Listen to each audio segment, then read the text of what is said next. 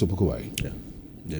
Gradually, some Ghanaians are losing respect for the police and is moved away from disrespecting the police, even when they're in uniform, to the military. Yeah. To the extent that we know what happened at Ijra, where we could have citizens peltering the military with stones and other missiles, and the military fighting back or firing into a crowd. Yeah. There was one scene where this military officer was seen kneeling down in a combat position to fire into the crowd. Yeah. We saw what again happened at Ijra last week, where a whole police station was torched, plus other vehicles bent. We've seen instances and videos where people are so daring and stupidly brave to stand in front of the military officers in uniform with, the M16s and all, and try to exchange fisticuffs with them. What is happening? Well, what is happening is a reprogramming of the mindset of many people, especially in relation to how they see the security agencies and how they are supposed to relate to them. It could be a number of reasons why. It could be political, or it could be a lack of accountability over the period, especially the police, how they have dealt with the citizens. Okay, as my colleague was saying, there have been a number of incidents that involve the police, and when you have situations where those things happen and you don't have proper accountability, it erodes the public trust, and then we have people trying to now find a way to deal with the situation on their own, especially how they relate to the police and the security agencies.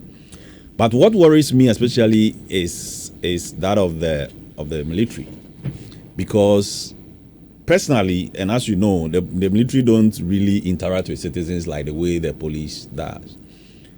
So for people to start, trying to, as it were, challenge the military for some time now, I think there is a reprogramming of the minds of certain people that look, for whatever reason, whether it is political, we can stand up to the military and test their power.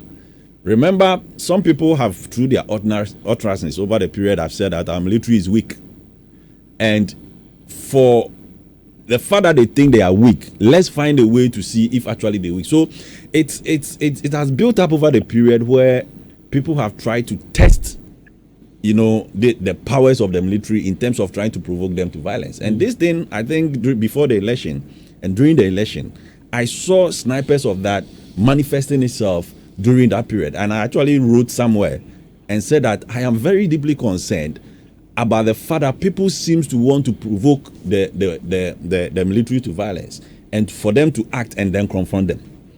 That, I think, is something that we have to work on, because you see, initially we did that with the police, tagging the police as people that are very weak, they cannot act, to the extent that now the police find it even very difficult to act, even when certain crimes are being committed.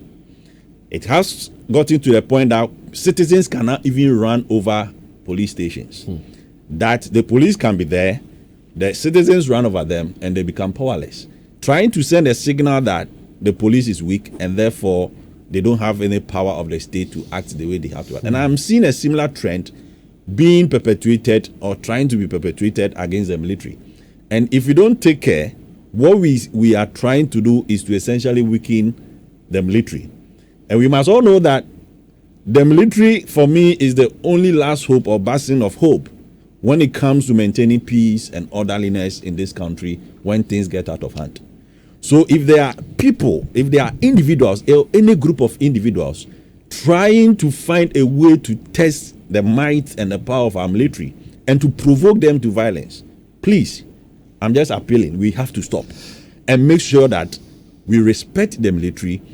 If they act in a way that is very wrong, that does not fall within the rules of engagement with the citizens, we can all come out to talk about it and criticize them. But deliberately trying to push them to fight them. Look, Dave, I have to be very honest. Sometimes when you go on the ground, certain comments certain people even make about the military personnel, we almost and cry, we almost SS4. But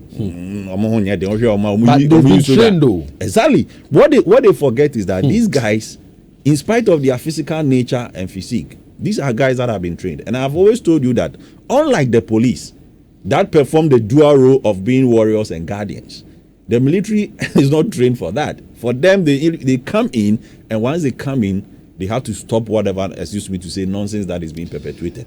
And I think that the citizens must begin rethinking, according to the military, the kind of respect that they need, so that at any point in time, we can better build the relations with them, they can better, protect the country. And I think it's not just about the military, it's also about the other services, security services. Once a person is in a uniform, he's not there as an individual of himself. Exactly. He's representing the power of the state. So, if for nothing at all, respect the uniform. And for those of you who are also wearing the uniforms, respect yourselves in the uniform you are wearing. And so people can also respect you. One of the videos you played, there was a woman that was talking, said that if the military tries to stop them or intimidate them, they are cowards. They are good. So you see what I'm talking about? It's a certain reprogramming of the psyche of the people. And Joe, why don't you play that sound again, that video again on Facebook for us on Live in the Morning? I'm told that they're future length. Yeah, so that is the reprogramming of the mindset that I'm talking about. And you see, these things it's not an event. It starts from one point to the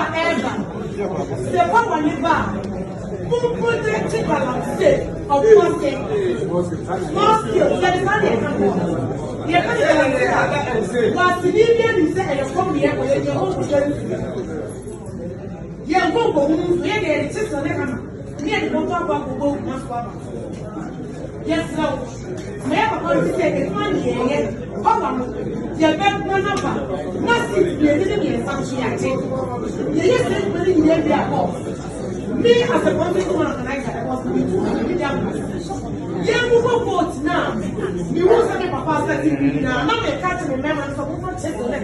Yes, I'm going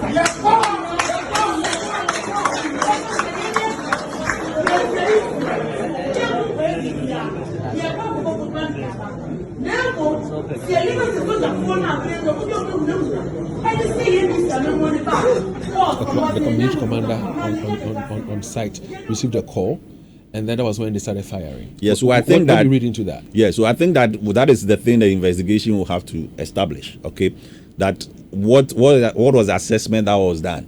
Okay, so I'm thinking that during the investigation we should be able to probe further. What was the assessment done? The assessment required that probably use that kind of lethal, response to the people, or we could have used other alternative means. I'm saying that if these guys actually went there with all these kind of deadly weapons and fought the military or attacked them, then based on the assessment that may have happened impromptu, probably that was the only response. The kill approach was appropriate. And one other thing that I have concerns with is the fact that elsewhere, when somebody is shot dead or killed, you will have